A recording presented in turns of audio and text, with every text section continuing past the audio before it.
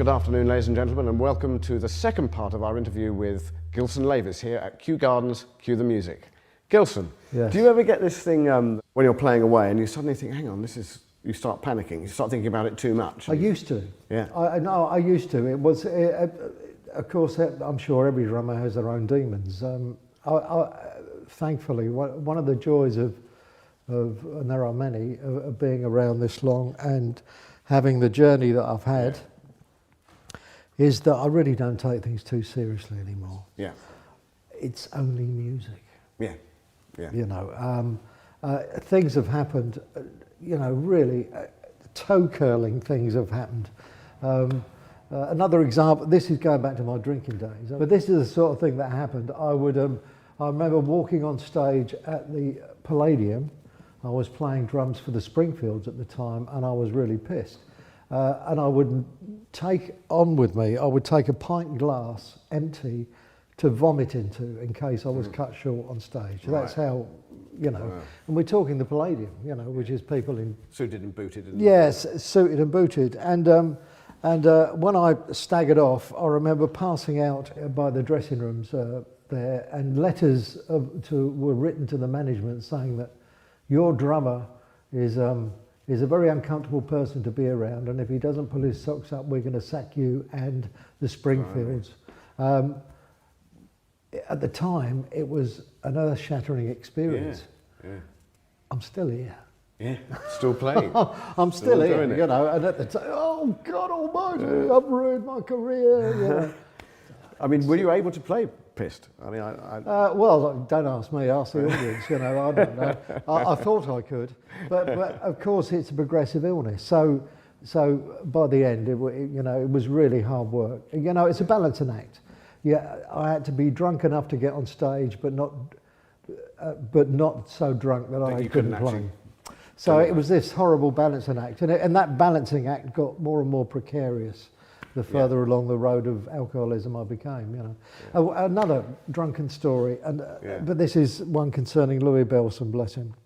Squeeze were on a tour, we did many tours of America, about 22, I think, coast to coast, up and down, the tours of America. And we had an overnight run, I believe, I'm guessing, but I think it would have been somewhere like Atlanta, and I know we ended up in Chicago. And we got into Chicago at about 7 o'clock in the evening, and we've been driving from the show before, so crazy. I've been drinking, and I never was a drughead, but you know, I was drinking, I was pretty out of it. And so we check in the hotel, and as I'm checking in, you know, you can imagine, you know, being on the bus and whatnot, I see a sign, and there's one of these boards, and it says Louis Bellson and the Louis Bellson All-Stars in the Sunlight Lounge. And they're at the Sunlight Lounge. I'm like, like, oh. So I run upstairs, and I had a shower, and well, actually, me having a shower was in those days, you know. Yeah. So straight back down, and I'll have a treble rocker, please. And I'm sitting there, and there's Louis Bellson, double bass drums, everything, you know, doing the whole thing. And it's a trio, you know. And it's really fantastic playing. And I'm getting pissed, and of course there's about 7 people in this club, and I'm one song, and of course I'm standing there, oh Louis, that's great, I love you, Louis. And then I notice sitting on this bench table just in front of me, a little way away, was this beautiful black lady. And somewhere in my addled, drunken brain, I was convinced that Louis Bellson had married Ella Fitzgerald. So now, and I thought, oh, Ella, give us a song, Ella. Come on, Ella. Oh, give us a song, give us a... Yeah. Oh, just really embarrassed. Oh, right. And he finished playing, and the show, and I'm like staggering about. And I go up to Louis at the end, and I say, oh, Louis, I love you. And Louis and this lovely black lady, they put their arms around me, the pair of them, and they take me up to their hotel room, and they sit me on the bed. And Louis then gives me a wonderful talk about how precious our thought processes are. Yeah. And our most precious possession, this is something I say to students and things that I work with, our most precious possession is our brains. Yeah. And if we abuse and fornicate our brains and twist our brains to the point where we cease being a reasonable human being, that affects our music. We can't be the person we should be behind a kit. And it was a lovely thing to do. And he was really loving, and he gave me a set of sticks. And, and then his wife, who I've been calling Ella Fitzgerald all the time, gave me her book, and she signed it. I've still got it at home. To Gilson, with all my love, Pearl Bailey. Pearl Bailey. Thanks, Pearl. So sheepishly I went out, and that isn't the end of the story. Several years later, when I'm a DW endorser now, but I used to endorse Remo, and Louis was another Remo client, and they had an award ceremony. I went along to this award ceremony and for Louis, and there was Louis, and I chatted to Louis, and I sort of chatted about this and stuff, and he was really lovely. And then a couple of years after that, Louis came on the radio show, and I actually got to do a drum duet with Louis Bellson. Really? Sober, clean, and just lovely. You know. And was that a result of what he'd said to you? I wish it was. No, right. I've got to say the stuff he said to me has helped a lot more since I stopped drinking. Yeah. I mean, it was like talking to an alien. You know, he was communicating love, understanding, tolerance, and forgiveness, and I was hearing because he was talking to a lunatic. But the words came back later. Yeah, absolutely. Yeah. But what a wonderful man, you know. Yes. Talking of the brain and intelligence, what do you think about this idea that drummers are supposed to be a little bit more intelligent than other people?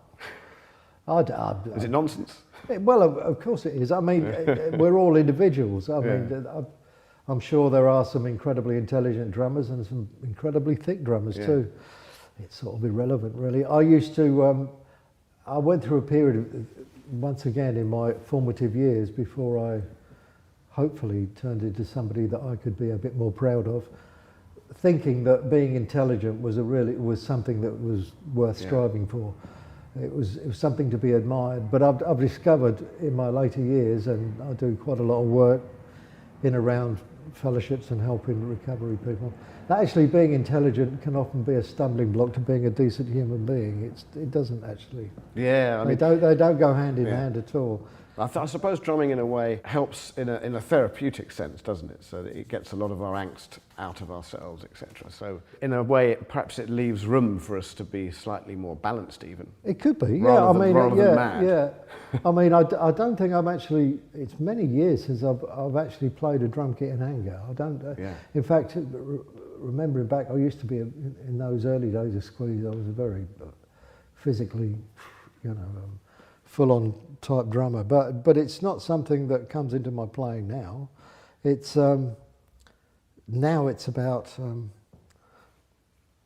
being in that place. Just being in that place, in just that relaxed place where it's working. Yeah. Where I mean, really, my job in the Rhythm and Blues Orchestra is not particularly to make myself sound good. If that happens, that's a bonus. It's to make the thing work. It's to make keep the brass players. They have God bless them, nowhere near as bad as they used to be, but they have a tendency to lag a bit, brass players. Yeah. It's all about the physicality of moving air. Yeah. They have to do, which is do physically this very before, hard. And actually, especially when you get tired, it gets hard work. Yeah. So, and then Jools gets excited, and he might sort of be on the front edge of the beat. So you have to hold it back a bit. Yeah, so there's a bit of this going on. But when it works, it's just so lovely, Yeah. And one thing, I don't get resentful if it's not working either, because that can be a block of getting it to work again. Yeah. If it's not working and you say, they're bloody fun, and then you remember that, and then the next, I bet he's going to do that again. See, you've already brought yesterday's gig into. No. Here's another song. Let's get on with this one. In terms of style, I mean, that leads us on to that, really. I mean, the Squeeze is a different style of playing to, say, what you're doing now with Jools. I mean, if you could prefer one, presumably you prefer what you're doing now, I would guess. Yes, probably. I'm not sure I would be capable of doing what I did in the Squeeze days. The actual physical effort of doing an hour and a half sort of new wave. We were never punk really, but new wave, or that amount of energy Well, and that amount. I don't think I can physically do it. I can do recently it in had short that. bursts, Yeah. you know, because I do sometimes, you know, and. Well, I recently did that myself with a band called Sid Seibold and the Chairs. Yeah. We had a reunion, and it was very much sort of 79, 80 sort of time.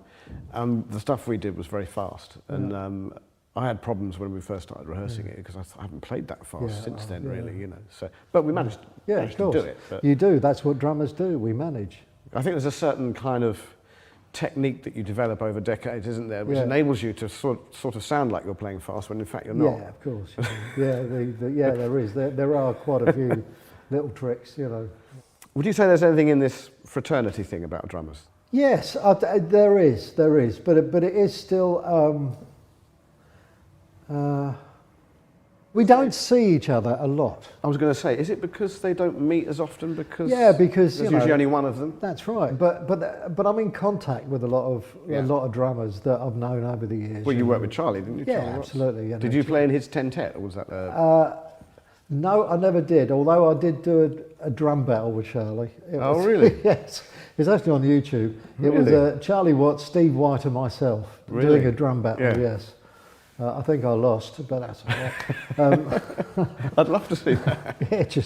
It's on there. But it was great. What a lovely man Charlie is as well. Yeah, dear, you just see. There's an example of a really lovely human being. You know, just wonderful. I love watching him be interviewed because he's so just incredibly straightforward. he's just a classy man, really classy man. You know. Would he be in your top 5 drummers or top 10 drummers?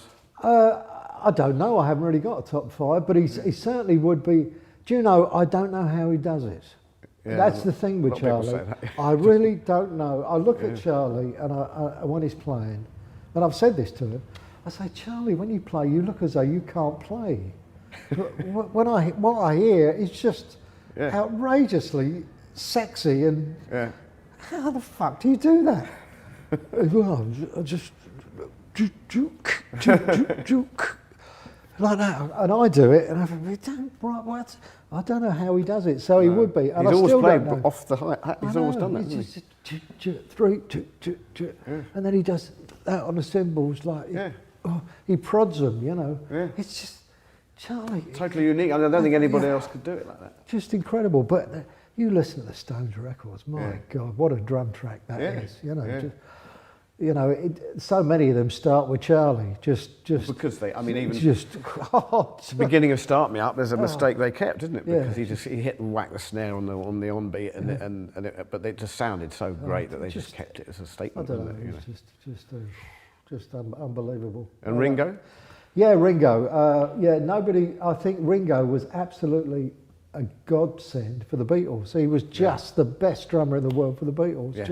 And very imaginative too. I think he not that people underrate him now, but there was a period where he was a bit of a joke. Yeah, I think he's and getting what a shame. He's getting the right praise now. Yeah, because absolutely fantastic. Yeah. You know, the drum parts that he came up with, and you know, very, and he swung as well. You know, he really laid down a groove. He really did. Even the straight stuff, he made it swing somehow. Yeah, he did. Yeah, it was good. And he's very fast drummer. That's what other people don't realise. Very fast when he wanted to be. Yeah. You know, he's very, very good. What about kids at the moment who are starting out as drummers? What a piece of advice would you have? Well, first of all, I've got to say what Louis told me, and it's so important. Look after your brain, mate. Yeah. You know, please look after your brain. Yeah. Even if you don't become a top flight drummer, having a decent brain in your head is really important. We can, as human beings, so easily get hold of the wrong end of the stick, you know, and then we massage it and cajole it, and eventually this tiny resentment turns into a way of life, and it becomes who we are. You know? And it's just not real, mate. You know. Yeah. Appreciate what you have, and don't resent what you haven't, and make the most of what God has given you. You know, aspire to be the best you can be, not the best somebody else. We were talking earlier about the difference between someone who is playing the Palladium or playing Wembley Arena, and the guy who's playing the British Legion, and he's wondering why aren't I playing Wembley Arena or whatever? Is it luck? Is it selling a soul for it? Or is it that some people actually deep down feel safer in the British Legion? Well, for a start, it's an easier place to be. Yeah. In some respects, to be in the British Legion and resenting the people that are doing the other stuff, because you haven't got to get off your arse and do it. And do it. All you got to do is just feel shitty about the people that have. Yeah. So that's a very easy thing Yeah. to do. But to say that that is the same for all people in that situation would of course be ludicrous. Everybody's an individual, and each reason is, for each individual, I'm sure, is as diverse as their drumming style. So, you know, it's quite a minefield, actually. If I look back over my career, and there's been so many times I've been kicked into touch, whether it was by drink or relationships or by scurrilous managers or by other musicians stabbing you in the back, or, you know. And there's been so many times I could have said, oh, that's enough. Now, why I kept going was a mixture of stupidity and not being able to do anything else. So if I'd have, at that early age when my dad said to me, God love him, he's not with me anymore, he said, well, you should really train for another job, you know. If I had have done, then that might have been, you know what, I'm going to go back to being an accountant now. You see, that I never had that. I decided at the age of 15 to be a professional drummer. And that's what I've done my whole life. Even when there was no work, even when I was lying in a gutter face down in a pool of sick, even when, you know, I was penniless, even when I was driving a minicab to try and pay the rent, I was still a drummer. You were still a professional drummer. I was still a professional drummer. And that's the bottom line, really. That's the difference. And being on the road goes with it, and that's absolutely fine, presumably. It's part of the job. I mean, another example, forgive me, I'm loads of examples, but a house painter is painting the house and he says, oh, I love doing walls. I really love doing walls, they're great. Look, fucking I hate window frames. Oh, that fiddly fucking, I hate window frames. Window frames are part of the job, mate. So just accept the fact that you have to paint window frames and stop fighting it. Just accept the fact that you have to go to the audience rather than men come round your house, mate. Just accept it. It's the way it is, you know. You've got to be on a tour bus. You know, they could come round my house, but the parking would be a bit of a problem. So we go to them. That's what show business is, you know. We're glorified snake oil salesmen. That's what we are, you know. Gilson, can I give you this and ask you to... Fine book. Do you like it? Fine book, Mad, indeed. Bad, Dangerous? I've been delving into this on the road recently. Yeah, it's a really good book. I recommend it highly. Thank you. It's about drummers, not particularly drumming, but drummers. Drummers. What it's like to be a drummer. The ups and downs. The ups and downs. If we do another one, would you like to be sideways? Yeah, I'd love it. Yeah. Very much so, yeah. Gilson, thank you so much for coming and talking to us. Thank you so much. That's really enjoyed that. That's okay. Hello. Hope you enjoyed that interview with the legend, Gilson Lavis. Coming soon is the Q&A session with Jerome Marcus. If you haven't seen the first part, and for all our videos, click on the links there. You might even like to like them and share them. And coming soon, we'll be chatting to Johnny Jenkins, erstwhile drummer for The Example. In the meantime, no.